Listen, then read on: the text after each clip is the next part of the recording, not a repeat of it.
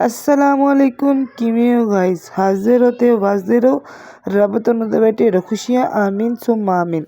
अज आप kitchen bye Fatima च बनावांगे chilli garlic juicy wings, ਉਹਦੇ ਨਾਲ ਬਣਾਵਾਂਗੇ ਡਿਪ बहुत ही मज़े ਦੀ। मेरे बच्चों ਨੂੰ बहुत मज़ा आया, तुसी भी बनानी है तो अपने बच्चों के नाल इंजॉय करना वा।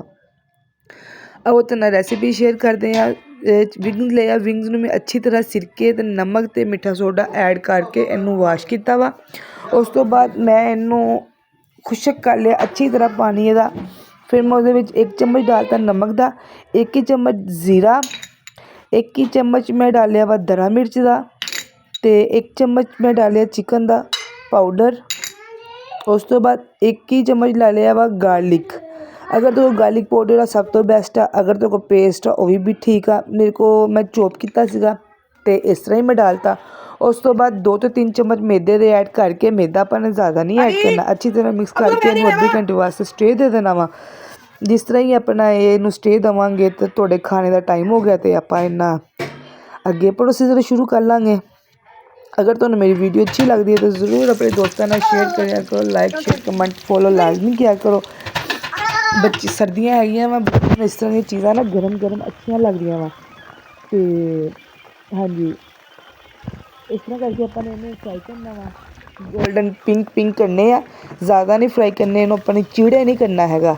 इस तरह के रखने हैं जूसी जूसी के। देखो ये कितना प्यारी ये कलर आया वा। ज़्यादा तुसी सख्त करोगे ना तो फिर इन्हें हार्ड हो जाना वा। उस तो बाद जी अपने डिप बनाई है तो आप वो रेसिपी शेयर करते। बहुत ही आसान डिप सी, बड़ी मज़े की सी। अगर तुहाडे कोल धनिया वा तो धनिया ऐड कर लो, पुदीना वा, 1 जवा मैं लसन का डालिया वा, 2 चम्मच में दड़ा मिर्च ते नमक ते जीरा ऐड करके इनू अपने अच्छी तरह कर लेनी ग्रैंड। उस तो बाद जिस तरह ही अपनी ग्रैंड हुई अपने थिक दही ये योगर्ट ऐड कर देना वा।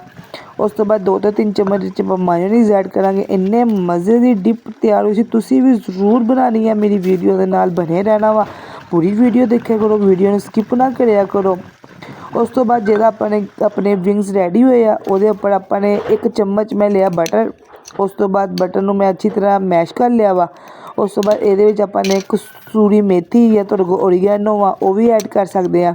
उस तो बाद 2 तो 3 चम्मच डाले आ मायोनीज़ दे ऐड करके तो अपने अपने गरम गरम विंग्स के उपर तुसी आ लगाना है। क्या खुशबू सी, मज़े दे आए है, जूसी आए। भाजी मेरे मुँह पानी आ गया, कोई गल ना, सॉरी। हाँ जी, अगे बहुत मज़े के बने सी। तुसी भी बनाने है तो इंजॉय करना वा अपने फैमिली के नाल। कोई पार्टी है, कोई दावत आ, कोई लंच बॉक्स बच्चे नूं डाल के देना वा। मेरा ना बड़ा बेटा वा, उन्होंने जी चीज़ कहना ना मैं माशाअल्लाह उन्होंने बना देनी आ। तो पढ़ाई दे विच ना थोड़ा कि इस तरह का नील वा। मैं कहनी आ अल्लाह ताला उन्होंने नेक करे, उन्होंने कामयाब करे, उन्होंने वड्डियां तरक्कियां देवे। कोई वजीफा तुहाडी मेरे भैन भरावां नूं पता होवे पढ़ाई दा तो मेरे नाल ज़रूर कमेंटा च शेयर करया करो। हाँ जी, देखो किन्ने खूबसूरत मेरे विंग्स रेडी होए आ, किन्ने मज़े दे। मेरा छोटा बेटा पीछे शोर करन दिया वा, इनू इग्नोर करियो।